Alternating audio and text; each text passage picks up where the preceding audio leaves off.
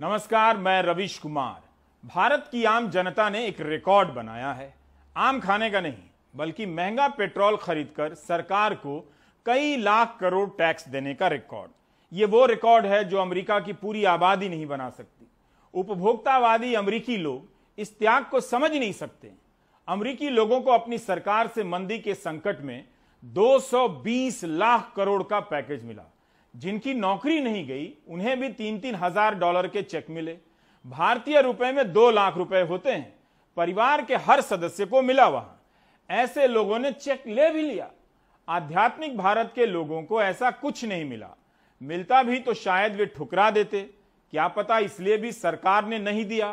वक्त आ गया है कि भारत के सभी पेशे के बर्बाद हुए लोग अमेरिका की निंदा करें कि हम बर्बाद हो गए, लेकिन हमने तो डोल नहीं लिया, उसकी जगह लोन मिला, लोन लिया। भारत को इस हीन भावना से निकलना ही होगा कि अमेरिका की निंदा करनी ही होगी। मंत्रियों को भी ट्वीट कर भारत की मिडिल क्लास जनता को इस बात का श्रेय देना चाहिए कि सरकार से कुछ न मांगने के लिए आपका आभार, और तो और आपके सहयोग से प्रेरित होकर हम पेट्रोल और डीजल के दाम और बढ़ाएंगे।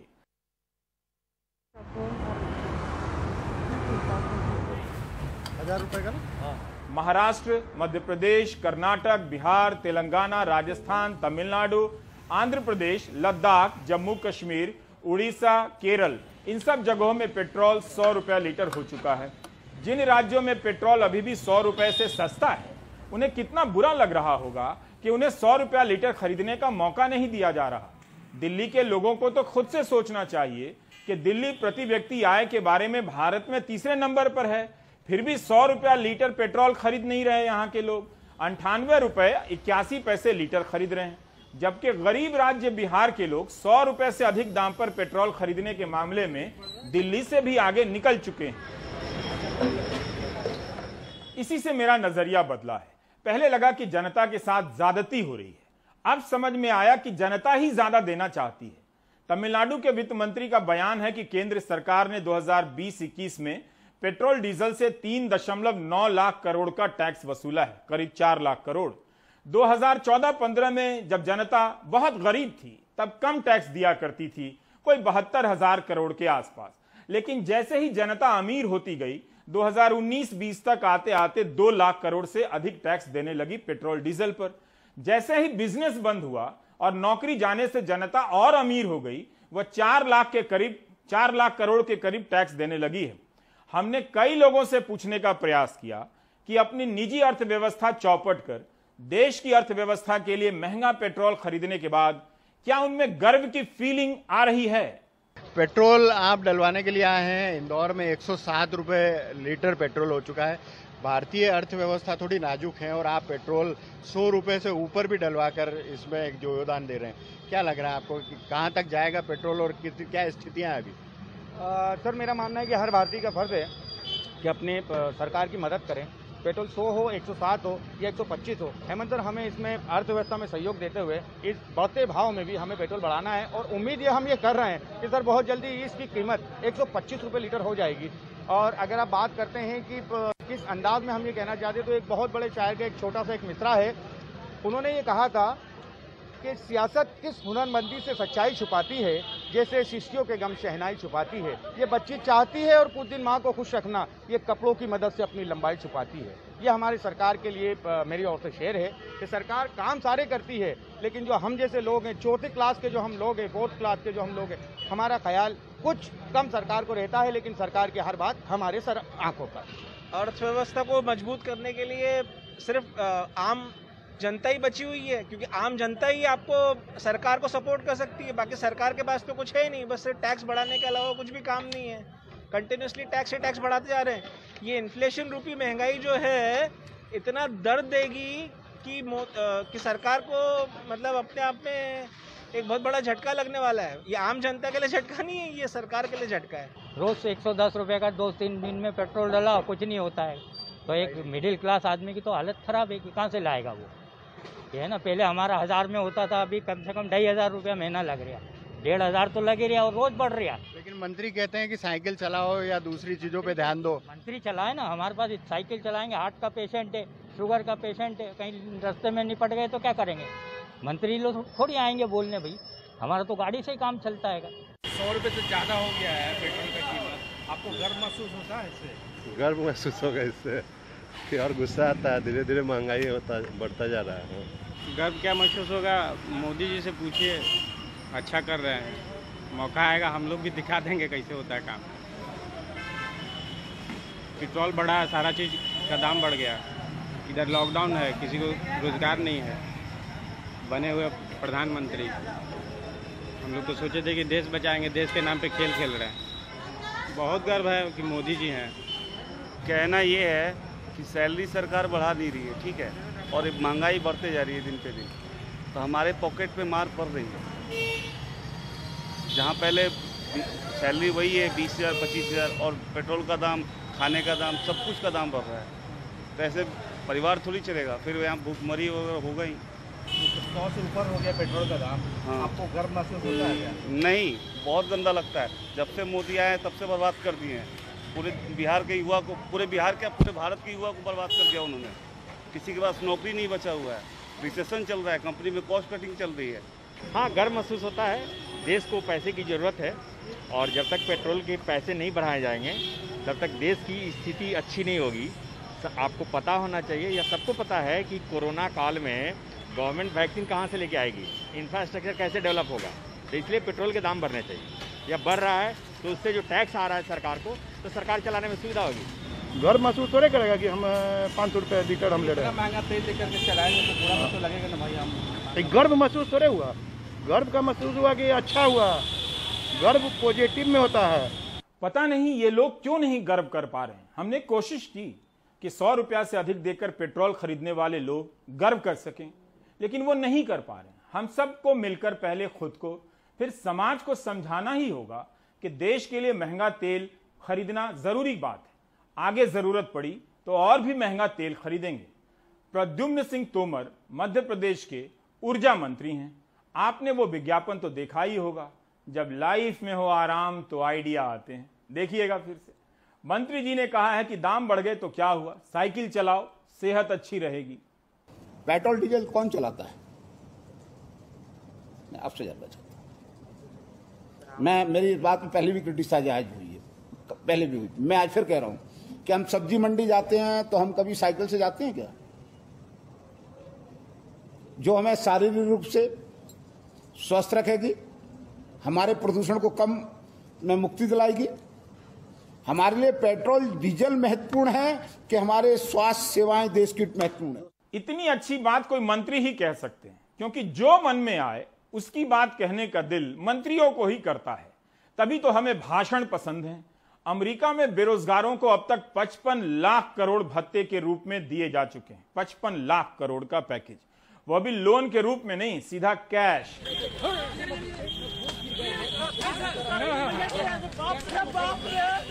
महामारी के दौरान अमेरिका के बेरोजगारों को हर सप्ताह भारतीय रुपए में 22,200 रुपए मिल रहे थे, लेकिन भारत के बेरोजगार हर सप्ताह उस परीक्षा का फॉर्म भरने में करोड़ों रुपए सरकार को देने में लगे थे, जिसका रिजल्ट निकलवाने के लिए उन्हें लाठी खानी पड़ रही थी।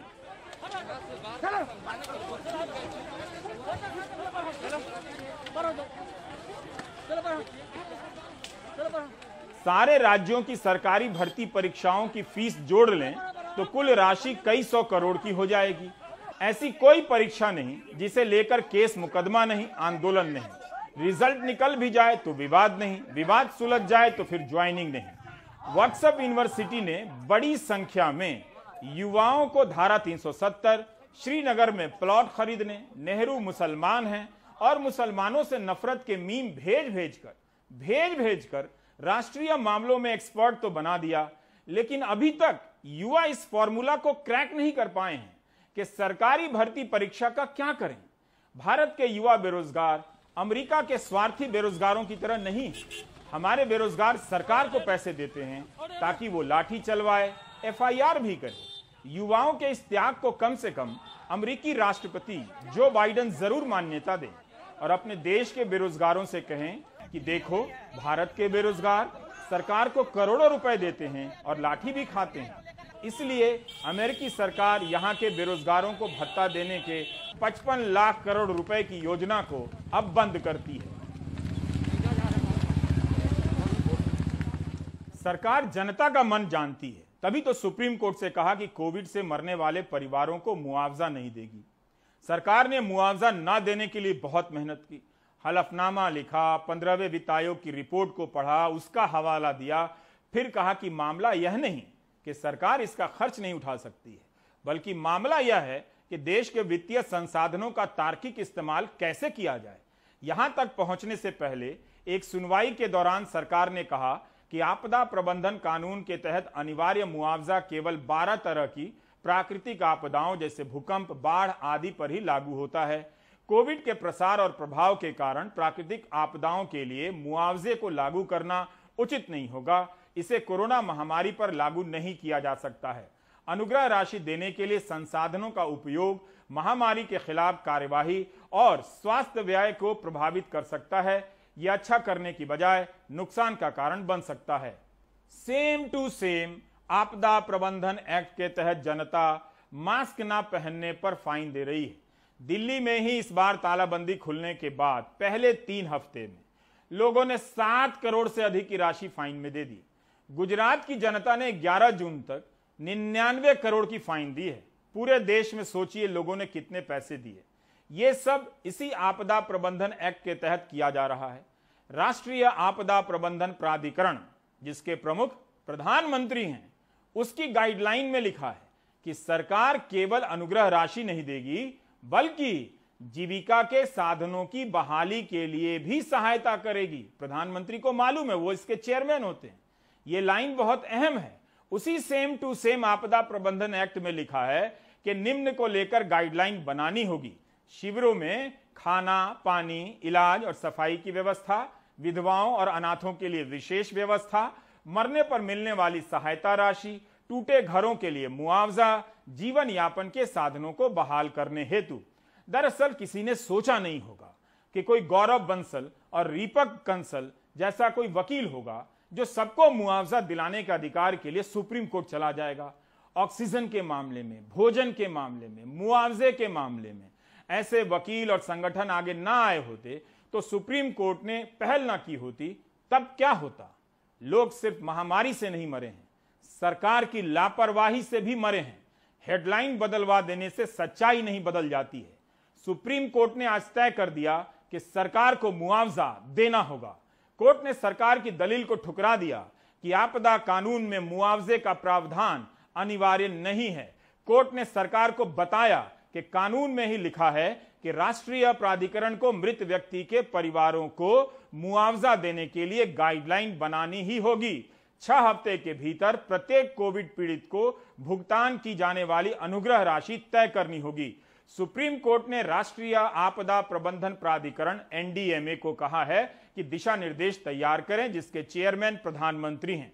कितना मुआवजा दिया जाएगा यह सरकार तय करेगी। मृत्यु प्रमाण पत्र में मौत और मृत्यु का कारण लिखा होगा। परिवार के संतुष्ट न होने पर मृत्यु के कारण को ठीक करने के लिए तंत्र भी बनाया जाए।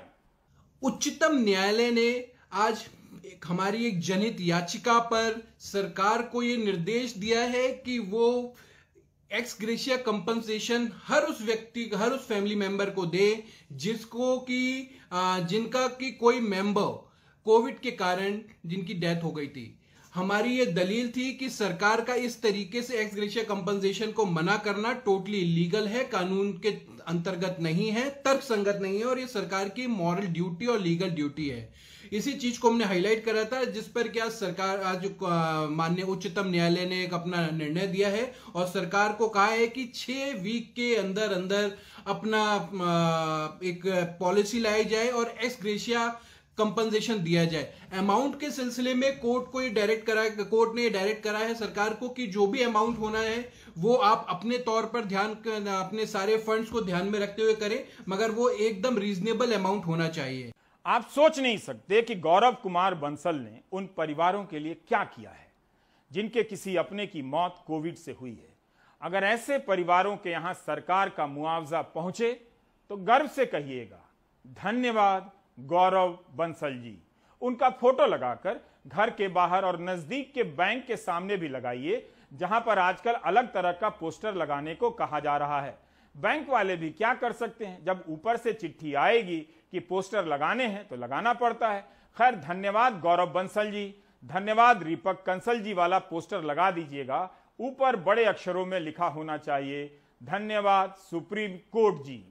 सुप्रीम कोर्ट का यह फैसला करीब 4 लाख परिवारों को सहारा देगा। जस्टिस अशोक भूषण और जस्टिस MR शाह का यह फैसला है। जस्टिस अशोक भूषण का यह आखिरी फैसला था, वे रिटायर हो रहे हैं। चीफ जस्टिस NV रमना ने उनके बारे में कहा है कि जस्टिस भूषण के फैसले उनके कल्याणकारी और मानवतावादी दृष्टिकोण के सबूत हैं। कोर्ट ने इस फैसले में बीमा का विकल्प सुझाया है, जिसकी बात 15वें वित्त आयोग में की जा चुकी है। लिखा गया है कि हर राज्य के आपदा मृत्यु दर डेटा के आधार पर किसी बीमा कंपनी की साझेदारी में एक राष्ट्रीय बीमा कंपनी स्थापित की जा सकती है। राज्य सरकारें बीमा प्रीमियम देकर इस योजना में शामिल हो सकती हैं। केंद्र सरकार भी योगदान दे सकती है। बीमा धारक की मृत्यु होने पर बीमा कंपनियां अलग अलग चरणों में परिजनों को राशि का भुगतान करेंगी। बीमा योजना को इस प्रकार डिजाइन किया जा सकता है कि वह बुनियादी तौर पर एक सामाजिक संरक्षण योजना की तरह कार्य करे। इससे सरकार पर प्रशासनिक बोझ नहीं बढ़ेगा, क्योंकि पे आउट की जिम्मेदारी बीमा कंपनियों की होती है। किसी भी मंत्री के लिए सुप्रीम कोर्ट के निर्णय को बिना पढ़े, उसके इम्प्लीकेशन को बिना समझे टिप्पणी नहीं करनी चाहिए। और बहुत विनम्रता से कहूंगा, देश के कानून मंत्री के रूप में कई बार आप जो ब्रेकिंग बातें चलाते हैं वो निर्णय में नहीं होता है, इसलिए निर्णय का अध्ययन करने के बाद ही बोलना चाहिए। पिछले साल 9 नवंबर को 15वें वित्त आयोग ने इसका सुझाव दिया था, जो हेडलाइन नहीं बनी होगी, क्योंकि इसका संबंध आम जनता के हित से था, मंत्री जी के हित से नहीं था। पहली लहर में भी 1 लाख से अधिक लोग मरे थे। अगर सरकार गंभीर होती तो वित्त आयोग की सुझाव पर पहल करती। आपने कोई ऐसी हेडलाइन देखी कि कोविड से मरने वाले परिवार को कुछ मुआवजा मिले? इसके लिए सरकार 15वें वित्त आयोग की सिफारिशानुसार उच्च स्तरीय बैठक कर रही है। अगर पुराने अखबारों को रद्दी में नहीं बेचा है तो चेक कीजिए, इंटरनेट में जाकर सर्च कीजिए। शुरुआत में केंद्र सरकार ने कोर्ट में कहा कि ये कोरोना के जो पीड़ित हैं उनको 4 लाख रुपए का मुआवजा नहीं दिया जा सकता, क्योंकि आपदा प्रबंधन अधिनियम के तहत जो अनिवार्य मुआवजा है वो सिर्फ प्राकृतिक आपदा यानी भूकंप और बाढ़ जैसे मामलों में ही दिया जा सकता है। कोरोना से इसकी तुलना नहीं की जा सकती। दूसरी बात ये कही गई कि ये बहुत अनुचित होगा कि कोरोना की बीमारी से पीड़ित लोगों को मुआवजा दिया जाए और जो अन्य बीमारी हैं उनके पीड़ितों को छोड़ दिया जाए।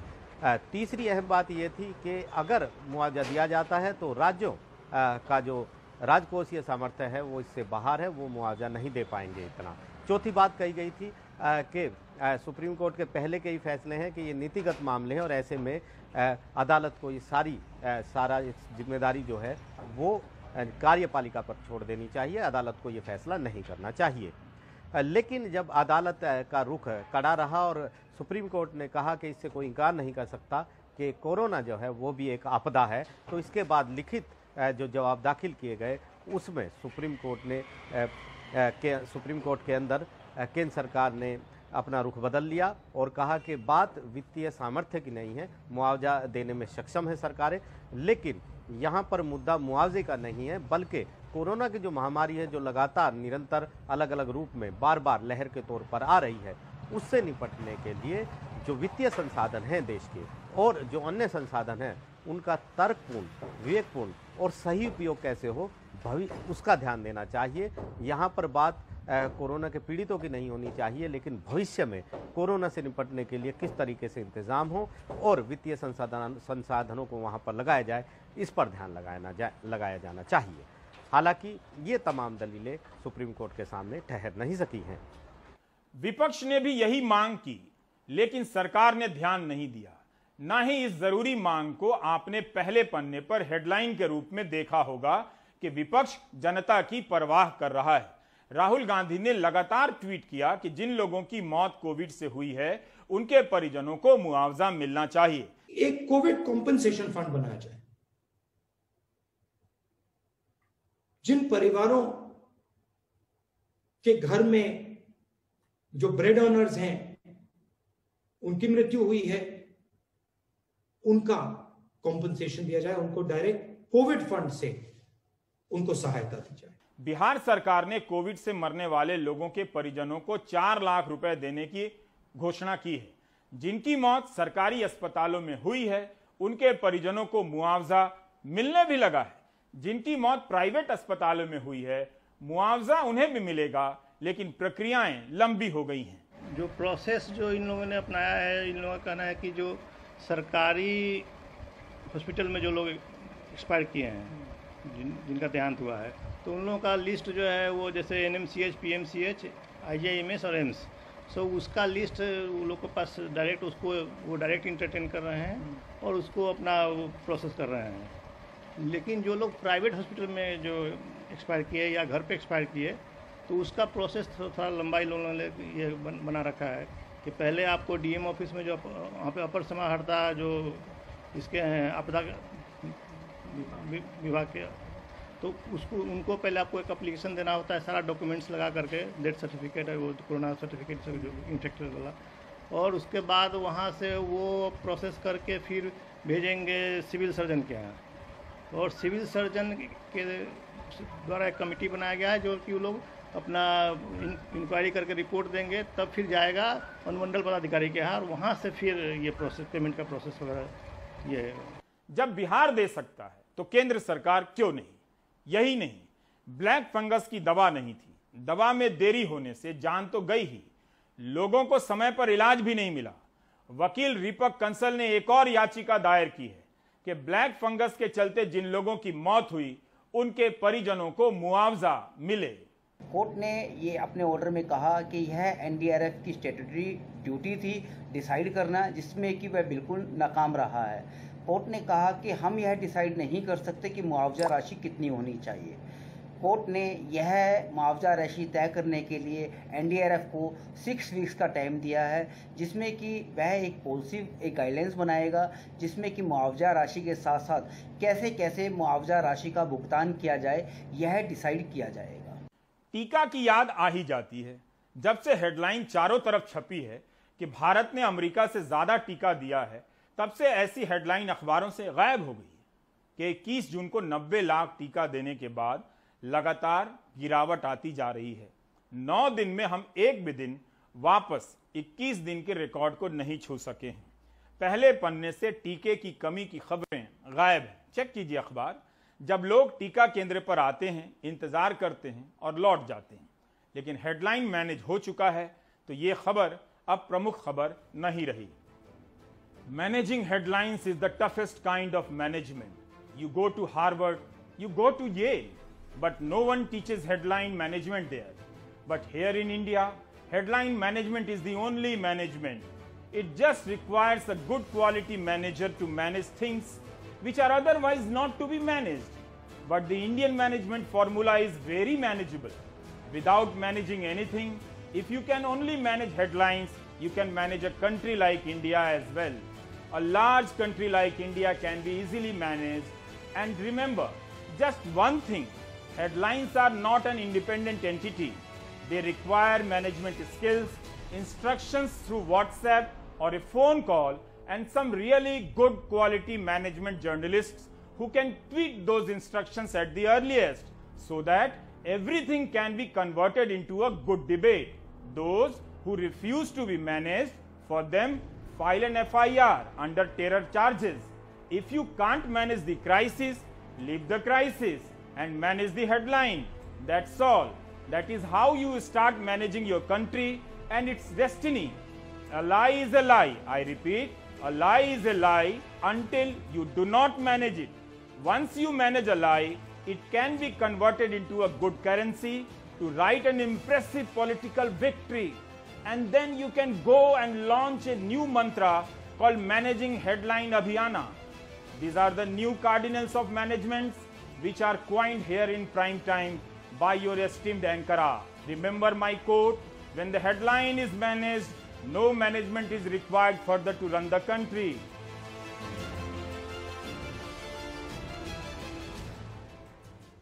हिंदी में ये सब बातें पहले भी बता चुका हूं। Now some global news from Bharat to Brazil. Bolsonaro सरकार ने भारत बायोटेक से कोवैक्सीन के 2 करोड़ डोज की डील की थी, $32 करोड़ की। राष्ट्रपति बोल्सोनारो पर भ्रष्टाचार के आरोप लग गए, उसकी जांच हो रही है। आरोप है कि कोवैक्सीन महंगा भी है और इसे मंजूरी भी नहीं मिली है। ब्राजील के ट्विटर पर हैशटैग कोवैक्सीन गेट ट्रेंड कर रहा है। वहां के स्वास्थ्य मंत्रालय के अधिकारियों ने कहा है कि घोटाले की जानकारी राष्ट्रपति को दी थी, मगर उन्होंने कुछ नहीं किया। ब्राजील ने कोवैक्सीन के साथ डील निलंबित कर दिया है। भारत बायोटेक ने भ्रष्टाचार के आरोपों से इनकार किया है। भारत में इनकार ही काफी है, खंडन भी असरदार होता है। जांच होती नहीं, होती है तो बंद लिफाफे में रिपोर्ट आती है। कुछ याद आया? सर्च कीजिए कि बंद लिफाफे में जांच की रिपोर्ट किस केस में आई थी और ब्रेक ले लीजिए।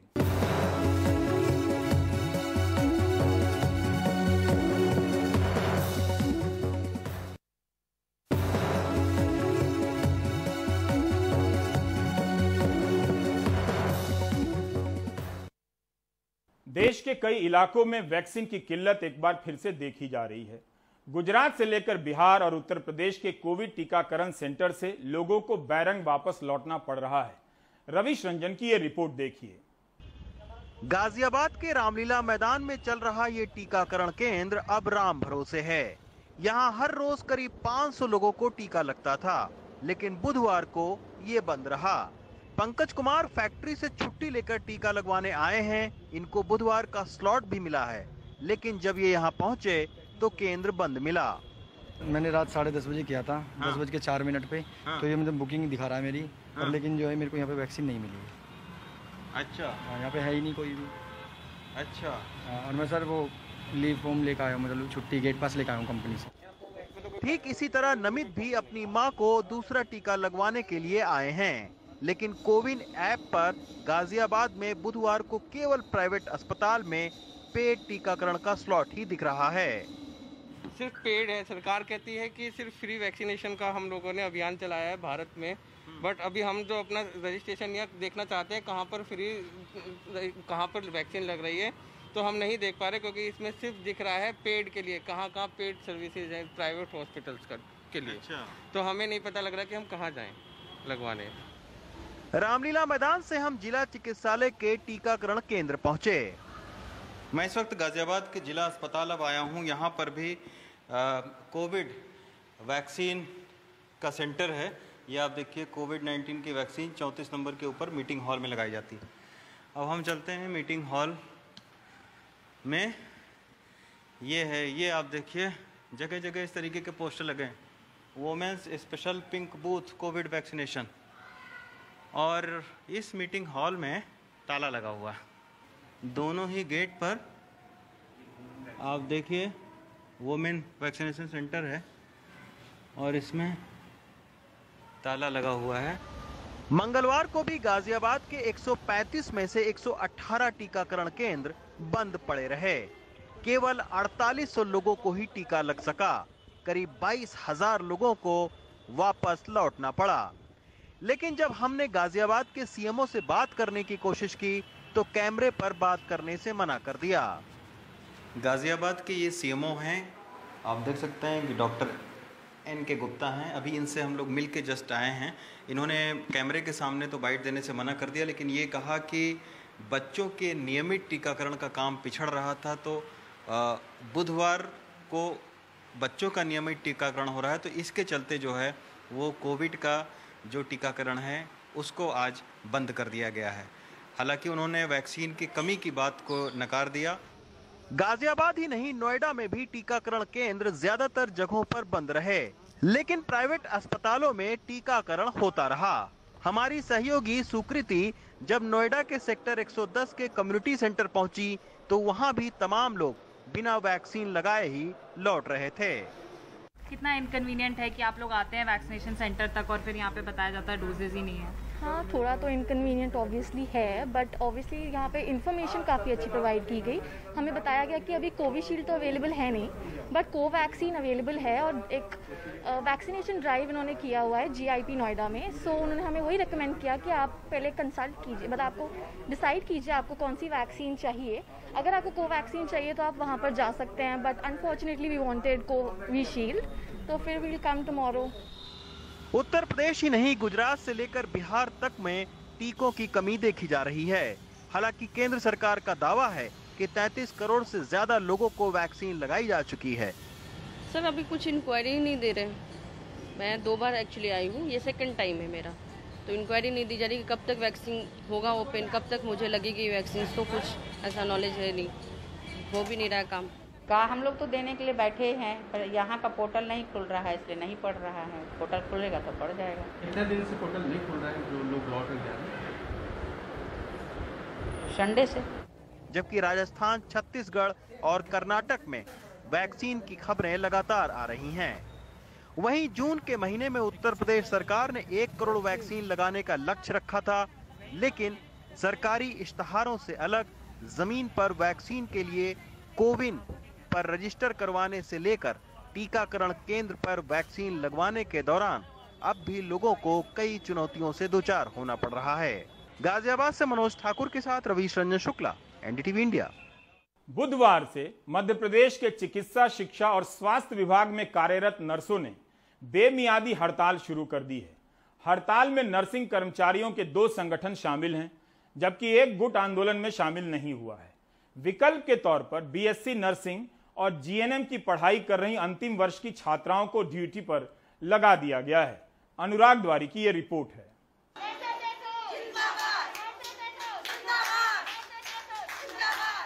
कोरोना संक्रमण के चलते मध्य प्रदेश में एस्मा लागू है। बावजूद इसके राज्य के कई जिलों में लगभग 25,000 का नर्सिंग स्टाफ हड़ताल पर चला गया है। हमारी हड़ताल का मेन कारण है कि शासन हमारी तरफ ध्यान नहीं दे रही है। कोविड में हमने लगातार जी जान से ड्यूटी की है। कई नर्सेस के अपने परिजन को भी खोया है, कई नर्सेस खुद इफेक्टेड भी हुई। अदर डिपार्टमेंटों में 10%, 20% कर्मचारी आए, मगर स्वास्थ्य विभाग एक ऐसा था उसमें 100% ड्यूटी करना पड़ी। उसके बाद भी इनको आर्थिक हानि का सामना करना पड़ रहा है। नर्सों की 12 सूत्रीय मांगे हैं, जिनमें प्रमुख है 2004 के बाद नियुक्त सभी स्टाफ नर्सों की पुरानी पेंशन लागू की जाए, कोरोना काल में काम करने वाली नर्सों को 2 वेतन वृद्धि दी जाए, कोरोना काल में अस्थायी रूप से भर्ती की गई नर्स को नियमित किया जाए, स्टाफ नर्स से पदनाम बदलकर नर्सिंग ऑफिसर किया जाए, कोरोना काल में जिन नर्सों की मौत हुई उनके परिजनों को अनुकंपा नियुक्ति मिले, मेल नर्स की भी तत्काल भर्ती की जाए। पर भारतीय जनता पार्टी की सरकार तो संवाद स्थापित करने वाली सरकार है। मुझे लगता है संवाद स्थापित करके सब चीजें ठीक हो जाएंगी। सरकार कह रही है वो संवाद बनाकर सब ठीक कर लेगी। हालांकि जब तक संवाद स्थापित नहीं होता तब तक भुगतेगी तो आम जनता और मरीज ही। मरीजों की तकलीफ को देखते हुए 3 दिनों के लिए नर्सिंग स्टूडेंट्स और NRHM की तरफ से तैनात की गई नर्सों की रोस्टर बनाकर ड्यूटी लगाई गई है। फिर भी हालात पूरी तरह से संभालने में ये वैकल्पिक इंतजाम नाकाफी ही साबित हो रहे हैं। भोपाल से कैमरा पर्सन रिजवान खान के साथ अनुराग द्वारी, NDTV इंडिया।